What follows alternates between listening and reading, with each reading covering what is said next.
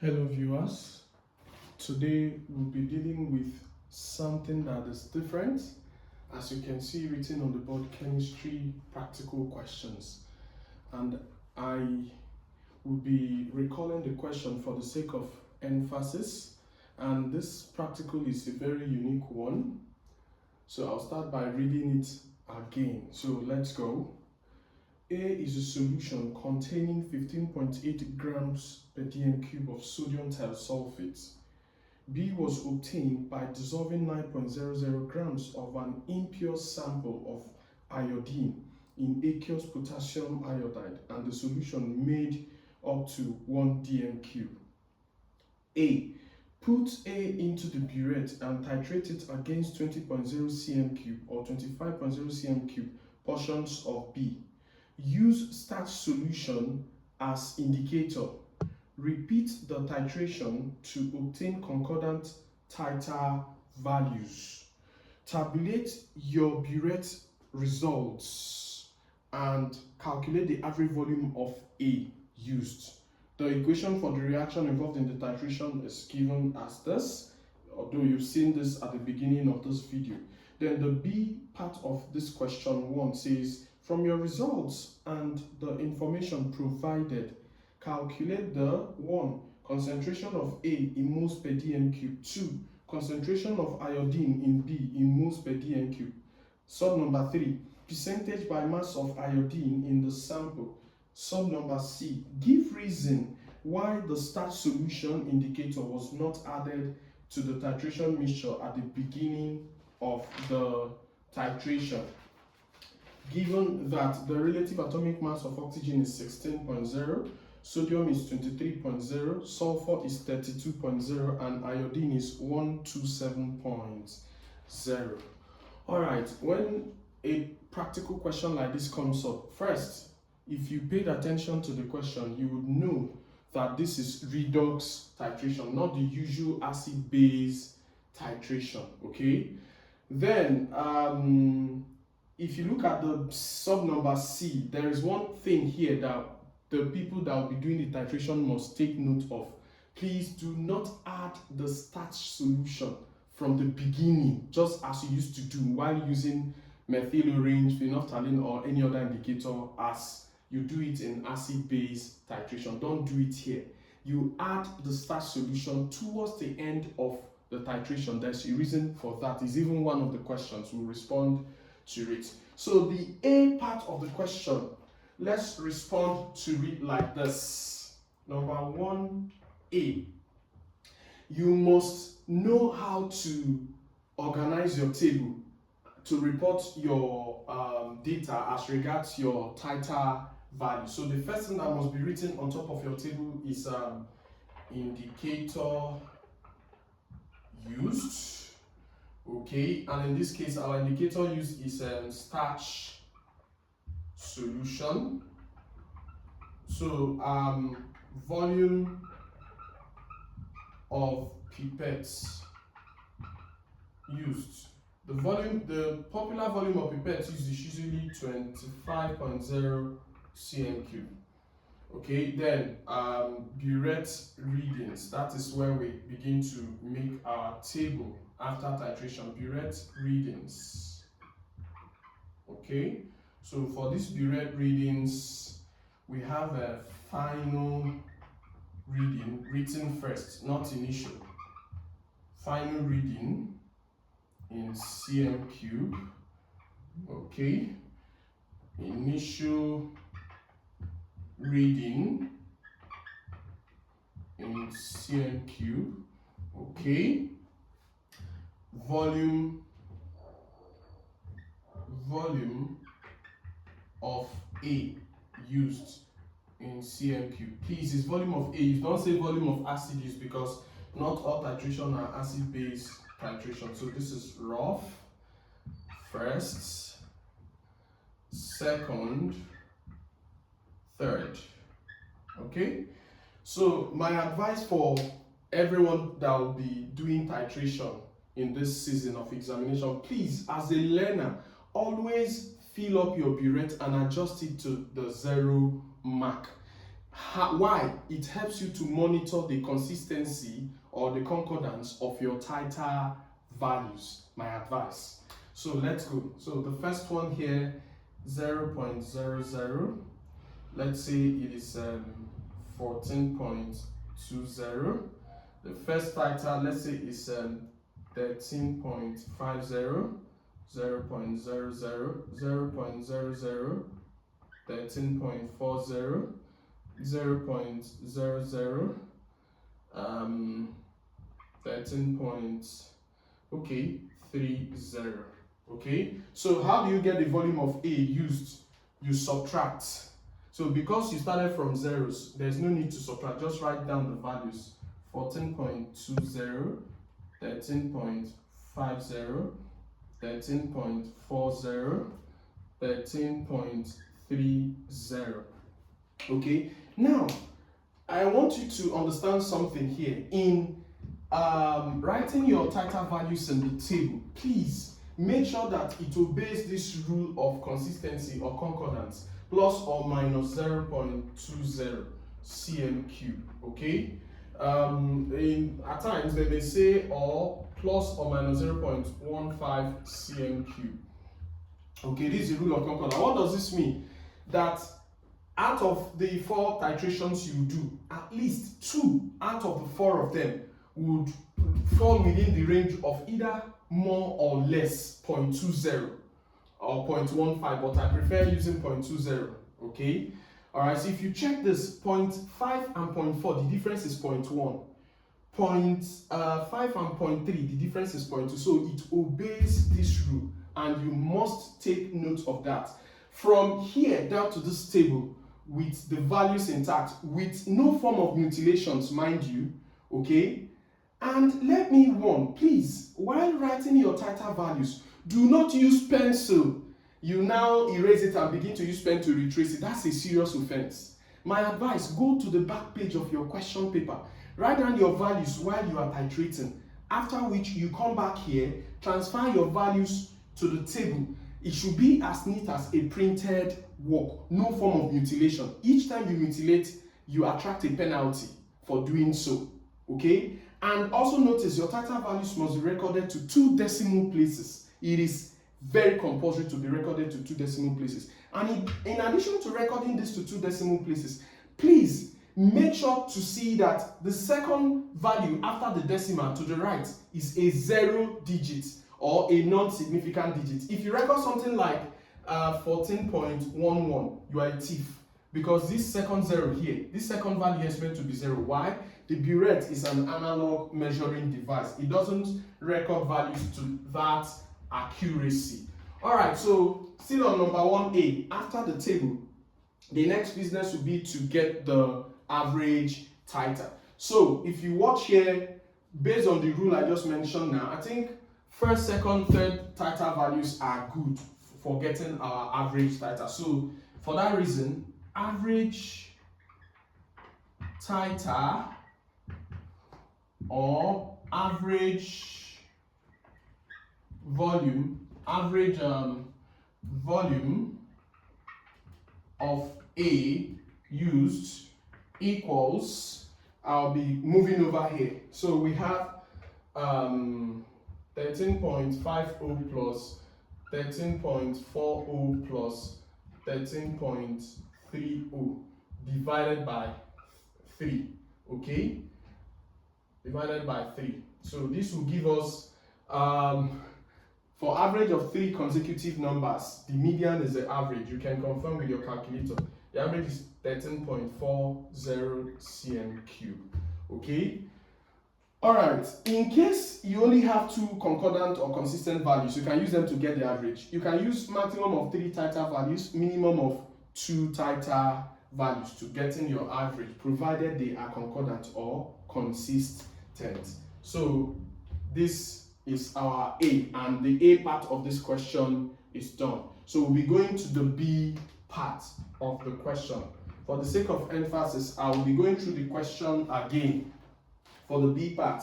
So the B part here says that from your results and information provided, calculate the concentration of A in moles per dm cube. So if we pay attention to the question that was provided, the only relevant formula we can use here is that concentration of A in moles per dm cube equals concentration of A in grams per dm cube divided by molar mass of A in grams per mole. Yes, why are we using this? In the question, they gave us concentration of A in grams per dm cube. The molar mass, we can get it from the formula of A. So remember that our A, according to the question, is what? Sodium thiosulfate. So, and mind you, must I warn you that you don't just use calculator, press, get the molar mass and substitute it. You must show the working to score. If you don't show the working, I'm sorry, you'll be penalized for not doing so. So let's go. Molar mass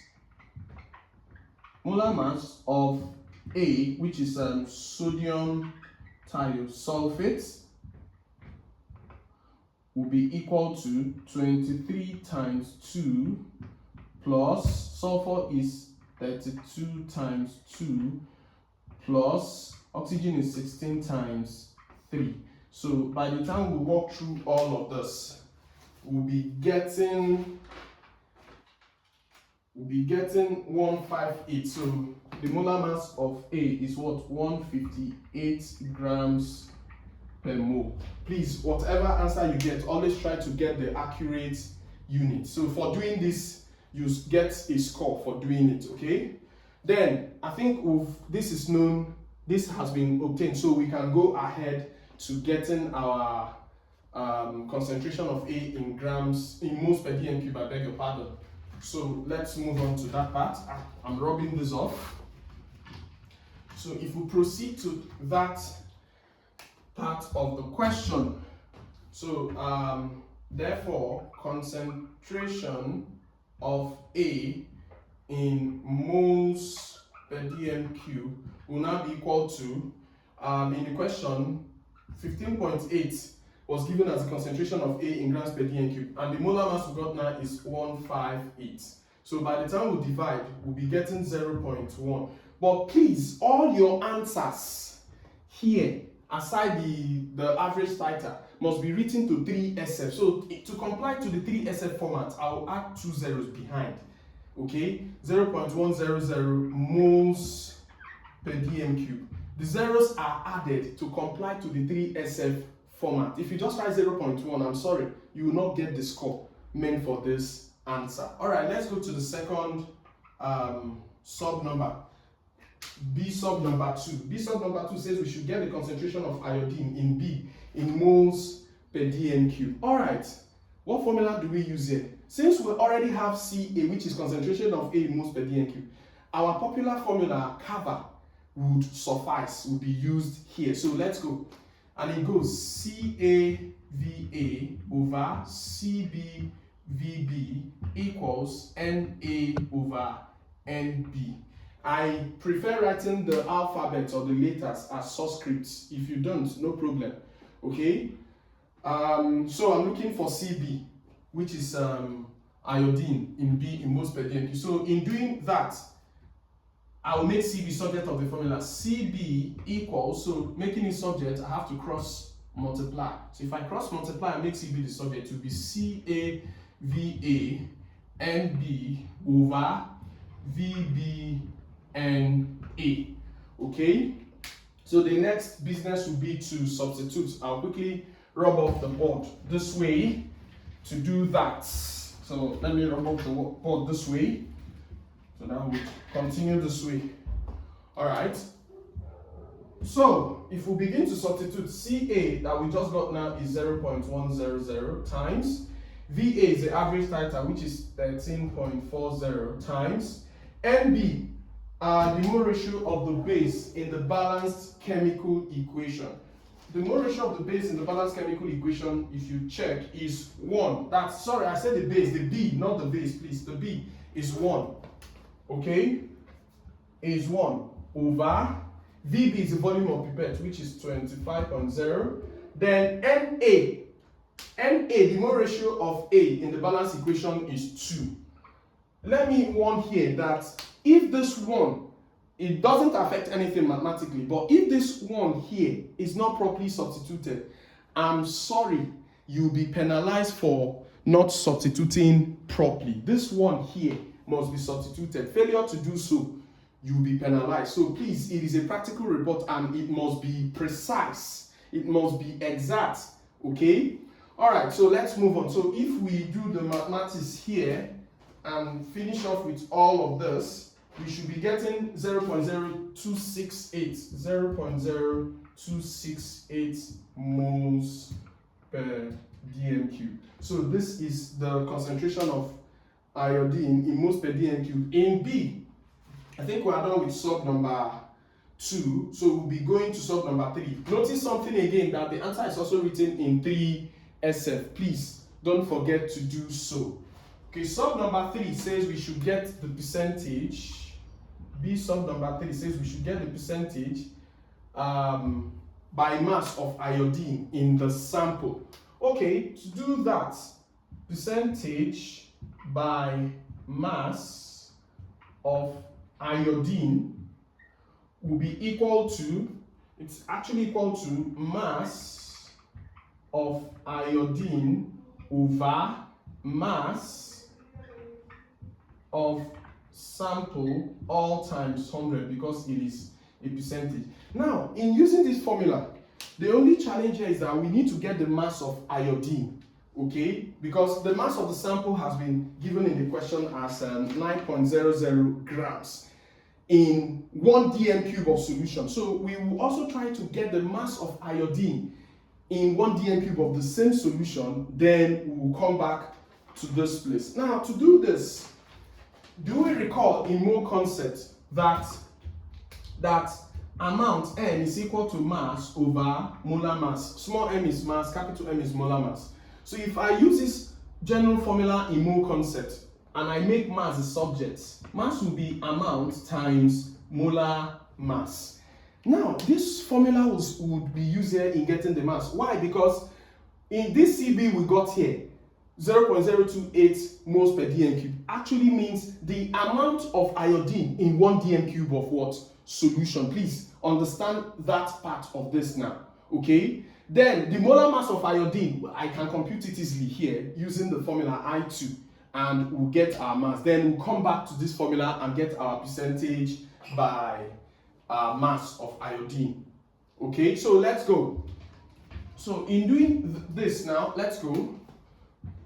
Mass of iodine will be equal to amount of iodine in 1 dm cube of solution times molar mass of iodine. So this is the formula we have to use. I said amount of iodine in 1 dm cube of solution, which is actually equal to this here, okay? Moles per dm cube, that is what it actually means. So let's move on. I'll be rubbing off the side of the board. So in rubbing it off, this is what will continue. So let's substitute. No, before we substitute, let's get the molar mass of iodine. Please show the working. Don't just use calculator, get it and you walk away. So molar mass of iodine, I2 will be 127 times 2. And if we do that, it should give us 254 grams per mole. Okay, 127 times 2 is 254 grams per mole. Therefore, so this will imply that mass of iodine finally will be equal to this amount in 1 dm cube, which is 0.0268 times 254. So if we do this, if we multiply this, we should be getting 6.81 grams in 1 dm cube of solution. So this is the mass of iodine in 1 dm cube of solution, as they also gave us 9.00 grams in 1 dm cube of solution. Therefore, percentage by mass of iodine equals 6.81 over 9.00 times 100. Okay, so if we do this calculation, we'll get 75.7%. So this is the percentage by mass of iodine in the sample. It is this simple. If you missed out on any part of the video, you can replay it, or you pause, go back, you get and understand this. Okay, so it's left with the C part of the question. For the C part, I will be saying the answer verbally. One of the reasons why the starch solution is not added at the beginning, is to obtain accurate endpoints. That's one of the reasons. 2, to prevent the formation of a complex which reduces the accuracy of the results. Thank you for viewing. You can hold on for the part 2 of this video, but the qualitative though, I will just add the part to this video. I'll just add it. There's no need for a part 2. Everything will be together. But I may lay emphasis on it. Maybe I could do voiceover or something. Once again, thank you for viewing. Remember to like, share, and subscribe to our channel.